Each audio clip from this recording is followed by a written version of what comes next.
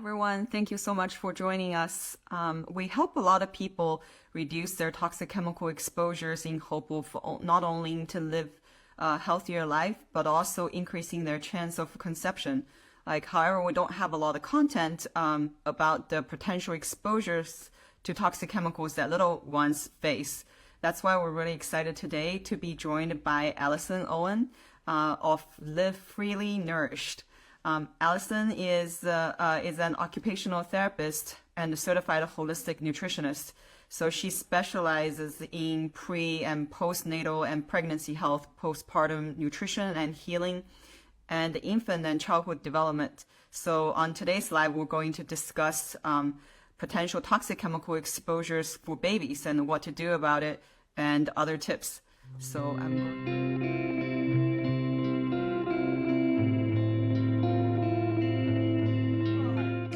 Hello. How are you? I'm good. How are you? Can you hear me okay? Yes, yes. Thank you so much for joining us right before the holidays. I know a lot of people already start taking time off to, really prepare for it. So thank you. No, thank you for having me. I'm happy to be here and have this conversation. I know this is a topic that we have not touched on. It's like so important because, after people get pregnant and they give birth, and the next thing is like, okay, you really need to nourish and take care of the kid. Absolutely. So tell us a little bit about your background and like how you became a pregnancy and childhood development specialist. Yeah. So I guess I can kind of start with okay, sorry. This is my first live and sometimes it keeps pausing. Wow. I'll kind of start with just my little elevator pitch on what occupational therapy is, because some people might not know what occupational therapy is. So occupational therapists work with individuals across the lifespan to help them engage in the activities that they need and want to do, which are otherwise called occupations. So we can help people get jobs, but that's not really exactly what we do, although that's a common misconception. So I originally entered the field of OT, which is occupational therapy for short, because I saw how incredible of a career it could be for helping people reach their maximum potential in various stages of life. So I was particularly interested in pediatric OT just because I have always loved working with kids, but I also like its focus on child development and really helping kids reach milestones and just like have successful and thriving childhoods, which I really love. And then OT is also growing in the women's health space.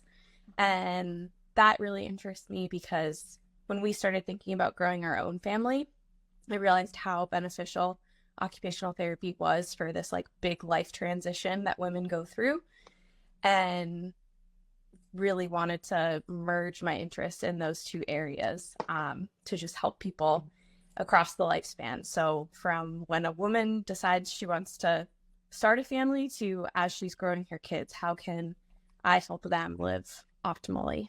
So. Oh, I love this. So how does the occupational, your background in occupational therapy play into becoming a holistic nutritionist then? Yeah, great question. So I have been an occupational therapist for about 4 years. And when I worked in a pediatric clinic, I realized that I was implementing effective interventions for kids and I was seeing improvements. But a lot of the time it felt like a Band-Aid, because if they weren't adequately nourished or if they were exposed to different chemicals in their environment that were affecting their physiology and their behavior, then no matter what I was doing in the clinic wasn't going to benefit them for the long haul. So I have always been really interested in nutrition. In my undergrad, I minored in nutrition. So I reached a point where I wanted to figure out how I could mesh those two interests. So about a year ago, I became a holistic nutritionist and really wanted to start focusing on how can I help these people that I'm working with address the nutrition of their children. And that's Which makes sense. Yeah, that's how those two interests kind of came together. And So it's awesome so far because it provides so many more effective long-term results for families. So that's like a real holistic approach to wellness. And so how does this approach kind of complement a healthy pregnancy? I think it can be hard in our modern day world to, and I know you talk about this all the time because we're exposed to so many things that we don't have control over.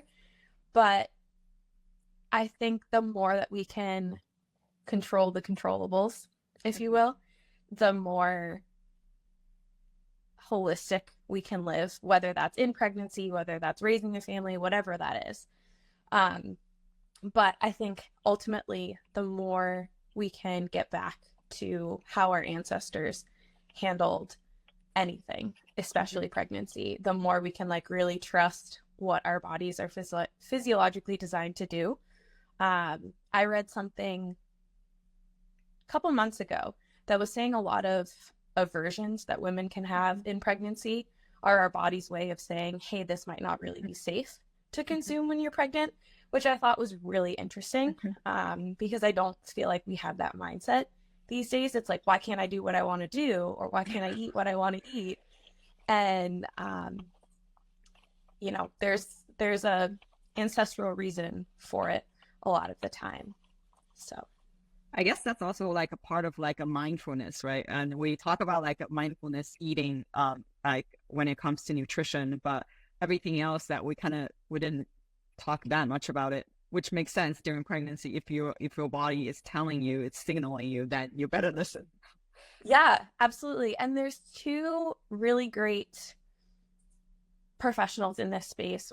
One's name is Lily Nichols, and the other one, her name is Sarah Thompson, I think. And they both have books. And in both their books, they talk about like mindful eating and just like mindful decisions in pregnancy, because the more that we can tune into our body signals, the less frustrating all of the frustrations of pregnancy can be, but also, the more that we're nourishing our bodies the way that they need to be nourished.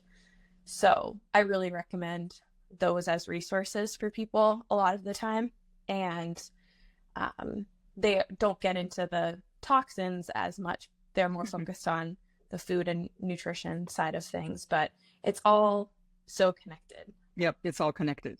We talk about toxins all the time, but it's mainly focusing on adults so far. So why are toxic chemicals in some ways more toxic to kids than adults? So I never really want to instill fear or shame on this topic with anybody, but exposure to toxic chemicals throughout our lives are obviously not great, but especially during pregnancy and with young kids. Pregnancy, because there's been studies that have shown there's like almost 300 chemicals they've found in umbilical cord blood from the environment. So that can seem like really scary and overwhelming if we think it's not all controllable, but some of it is. So I really try to empower women in that area. But then in terms of why toxic chemicals are more toxic to children than adults, if we think about per ounce of their body weight, like they're so little. So they're going to absorb so much more per ounce of their body weight than we ever would. So their bodies can be filled with so many, like such a higher concentration of toxins than ours would from the same level of exposure. So again, like I don't say that to scare people. I help give that information to people so that they know, okay, the earlier I can remove some of these things for my kids, the better they're going to be in the long run, because then their bodies wouldn't be exposed to them from literally birth to as adults when we're like, oh, these things are harmful. Let me try to get them out of our system. Right. So I guess also kids have like their immune system as well as the detox system is not fully, developed. Adding on, if you have the same amount of exposure given the body weight, this makes reducing really, really important. Absolutely. And, it's harder for kids to implement. It's harder for parents to implement with their kids different detox strategies a lot of the time. Like, some kids might sit there and tolerate dry brushing or a castor oil pack that can help those detox processes, but some might not be able to tolerate that.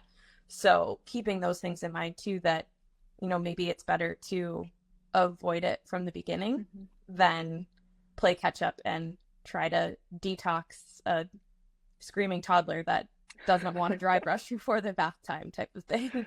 Right. So does learning how to walk, teething, all of these like milestones for babies to put them at, greater risk for toxic chemical exposures? I think that's a great question. And it definitely brings up an association that isn't commonly talked about, I don't think. But my take on that, I guess, is children interact with their environment in a more hands-on way than we do as adults, which can, yes, put them at a greater risk for toxic exposure. If we think about babies will learn about their environment by mouthing items. I actually, as an OT, get concerned if a baby's not putting things into their mouth, because that's how they're learning about their environment. So if they're putting everything in their mouth, it's exposing them to more things, more germs, more chemicals, more toxins. So with that, if a baby's teething, for instance, they're going to put even more in their mouth for that comfort measure. And if what they're putting into their mouth are things that are like made of plastic or contain different parabens and PFAs and all of that, all those things that are in our environment that I know you guys talk about so often and, try to educate people on and help decrease. But if all of that is being absorbed in their system through their saliva, going into their immune system, their bloodstream, they're going to be more exposed to it than we are. Right. So I typically advocate in that space for families to figure out what's in their means to purchase and use more high quality items, whether it's teethers, whether it's toys, just things that kids are exposed to more frequently, and especially the things that are going to go directly in their mouth. Recognizing that it's impossible to be completely toxin free, but every swap that's made is beneficial. If you swap out a plastic teether for one that's silicone, that's a step in the right direction type of thing.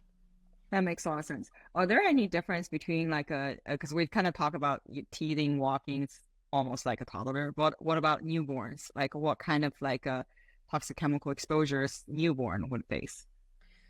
Something that newborns would face would likely be associated with how they're consuming nutrition. So whether they're breastfed newborns or formula-fed newborns, that's really how they're gonna absorb their toxins. So, even some newborns will put some things in their mouth, so that still applies. But, if the mother's exposed to a lot of toxins, that's kind of gonna go through her breast milk just like it does through the umbilical cord blood and the placenta. Some baby formulas are better than others in terms of the ingredients they include. And something else that comes to my mind too is just the clothes that we put on little babies. Where do those clothes come from? Are they not that they necessarily need to be like expensive, high quality, 100% organic all the time, but is a baby wearing clothes that are super cheaply made or are from a place that uses a lot of toxins? Those are probably the three biggest ways that babies can be exposed to toxins. But then also if they're formula fed or if they take a bottle, what kind of bottle are they using? Is it a plastic bottle and the milk is coming in contact with plastic, and the pacifiers that are used and all of those things can really add up. And even before they get to that toddler age where we're thinking more about the toys and stuff. Like when a baby is starting to eat solids, we think about what kinds of foods they're being introduced to first and how that's affecting their gut health for the long run. And, just like adults, the more processed and packaged stuff we're consuming, it's going to increase our toxic load. So the more processed and packaged foods that early toddlers are consuming, it's going to increase their toxic load as well. So just helping people find that balance between what's in your means, what can you control, is something I'm really passionate about, because some people are like, I'm out and about all the time, I have to do snack foods, or breastfeeding's not for me, I have to do formula. Okay, how can I help you figure out what your best options are that will allow you to still help your baby and child be exposed to less toxins and have the most beneficial experience through those transitions. I love this. So person's like, don't want any mom, any family to get stressed out. We talk about this all the time. If you're stressed out, think about your cortisol going up, which is a really important hormone, and then that wouldn't be beneficial. No. And I just love these practical tips you gave. So it makes it really important for the moms, especially if they're breastfeeding, to control their own exposure, because then they wouldn't pass through breast milk to their infants. Right. That's really important. And I think, clothing is something we have not really touched on so much. Definitely, if you can't get organic cotton clothing for your baby, that's definitely better. Avoid polyester. And I also know there are already some organic brands, baby brands, started offering used baby clothes. Yes. Which I thought is actually pretty cool, since baby grows so fast. You probably don't need to buy new ones, and old ones are just as good. Right. And a lot of the time too, if a family is between, okay, I can't purchase the 100% organic cotton or organic bamboo, whatever it is, and purchasing something from a store that is a little more questionable, I'd recommend hand-me-downs before anything else, because anything that's needed to off-gas from the clothes for a while has probably already off-gas because somebody else, obviously hand-me-downs from trusted sources, or trusted individuals in your life. But that's always a better option if somebody's trying to be cost-effective than just getting clothes just to get clothes that you don't know what kind of exposures they're going to have from them. Yeah, I guess another point to add is make sure your laundry detergent is toxin-free. Otherwise, if you actually already using, organic cotton or any other already low tox clothing, if you use a toxic a laundry detergent, that wouldn't be very helpful. Are you negating what you're trying to accomplish just for the toxic detergent? Yeah, absolutely. Right. So you have so many great services. So what does a consultation with you look like? So I always offer a free 30-minute consultation just to, see if we're a good fit, see if some of your concerns are within my scope of knowledge. I would never feel comfortable with advising somebody on something that was above my knowledge, because I don't ever want to harm anybody, but I think there's so much I can do to help at the early stages of things, that I like to offer that free 30-minute consultation just to see if I know I can help you, we're a good fit. And it's a great way to for people to interact and pick my brain a little bit, and get some information from me for free that they can take and run with too, because I don't think that living the type of lifestyle that I want to help people live should be unattainable for anybody. But I do some of my most popular services are actually successfully starting solids with babies, which I touched on a little bit ago about how can I help parents start babies on solid foods and support their gut health from the beginning? Because I think there's so much noise these days on whether it's baby-led weaning or, you have to do purees for a certain period of time, or some pediatricians still say start rice cereal at 4 months, which does not bode well for good gut health for babies. So I really like working with families during that transition because it can be so empowering to know, oh, I can feed my baby this, and that's going to benefit them for longer than something else. I also really like working with families in a session package that I have that addresses childhood behaviors with nutrition. So a lot of that looks like school age kids who are struggling with either attention or behavior or like defiance and things like that, working with that family on, okay, what are we putting into their bodies that are potentially causing these effects and these behaviors? Because most of the time, there's a reason for it. Yes, there's going to be some kids that like chemically there's an imbalance and maybe we need to look at medication and balancing things that way. But so often I would see kids come into the clinic and their parents would be like, oh, they've had a really rough day after school. I'm like, oh, okay. What did we eat for lunch? And what did we have for a snack after school?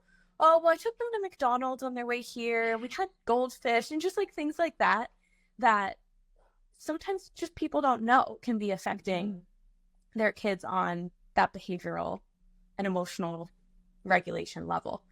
So I really, really like those two services just because it puts so much power back to the parents to help them realize like, okay, I can help my child through what I feed them to function better throughout their day, have less meltdowns, things like that. And then pregnancy-wise, I just really like working with women, pre-pregnancy and during pregnancy, just to help them understand some of the changes that they're going through and how to adapt to those, but also postpartum because we are so nutrient depleted after we have kids. And just really helping women understand what are some of the better things that they can eat that will help their energy, replenishing their nutrients, and everything that goes involved with taking care of a newborn. Wow, this makes a lot of sense, and I just love your combo of knowledge on both occupational health and occupational therapy and nutrition, because I think many nutritionists are not really trained on the behavior side and also not trained on really understanding this developmental milestones and what can go into it that affecting the kids' growth. Right. So combining these two, I think it's very, very special.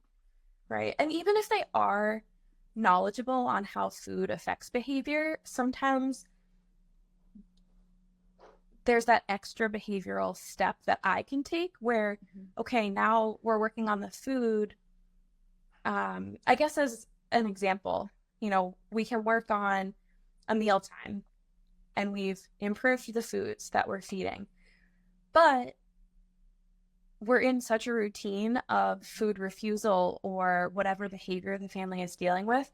Like that's kind of where the OT brain of mine pops in to be like, okay, like now we've handled the nutrition side of things, but we're habitually refusing these foods because, there's that power dynamic that's been there for weeks, months, years. Now, how do we address that and, address that like picky eating side of things is that extra step that I like to be able to offer families as well, because that can feel so isolating and uncontrollable, where it doesn't need to feel that way at all, because the parents, there's this, what we call the division of responsibility. A parent is in charge of what the kid eats and when they eat, but the kid's in charge of whether or not they eat it and how much of it they eat. So even just that like little mindset shift of, oh, this is what's for dinner, and leave it at that and keep it low stress, the kid's going to be like, okay, I guess now I'm in charge of how much of it I eat and whether or not I eat it. So that behavioral aspect of it that goes along with the nutrition too, can be so huge for making a difference for those families that are struggling in that area. Right. And all of these tied to toxic chemical exposure is also what you just mentioned about gut health. We Yeah. talk a lot about adults' gut health and how that's super, super important. And because we have the gut-brain axis, and for babies, gut is all like where their immune function is developing. So it's really important for parents to understand feeding their kids good food so then they can have a great microbiome being developed. Absolutely. And that benefits them the rest of their life. With that gut brain access too, for the families that are dealing with those quote unquote picky eaters, I like to emphasize so much of how that is related to just like how their nervous system interacts with mealtime. And, toxic chemicals impact our nervous system for sure. But also, if we're in this fight or flight state when we sit down for a meal, we need to address that before we ever address what you're feeding your kid. Because, a kid that's in a fight or flight state is not going to eat a piece of steak type of thing. They're just going to be in that fight or flight state because of either the chemicals they've been exposed to or just this routine that they're in. And if meal times are stressful, then that has to be addressed first, because that affects everything. That affects our gut health and affects how we absorb nutrients and then the behaviors that follow. Yeah. Your website has a lot of great product recommendations. So how do you go about vetting your products? I never like to recommend products that either I don't personally use or that I haven't looked into. For instance, I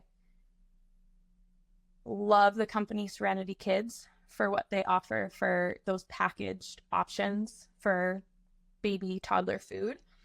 I've never given any to my own kids, so I can't personally vouch for, oh yeah, my kids love this snack, but I know that they use high quality ingredients and that's an important value to them. So that's a reason I love to recommend products like that. So like I said, I never like to recommend something I don't personally use or haven't vetted for their quality. But, I also like to recommend things that are at an achievable price point for people, because I don't think that decreasing toxin exposure should feel so expensive that people just feel overwhelmed and then they just go to the things that are lower quality. Right. So those are probably my main factors. And if a company meets that, I love recommending them to others because I want other people to benefit from that kind of quality. Yeah. You also have a lot of great advice about food. I'm a foodie myself. And so, what's your go-to meals, like a go-to dinner if you have time to prepare and then making a nourishing meal?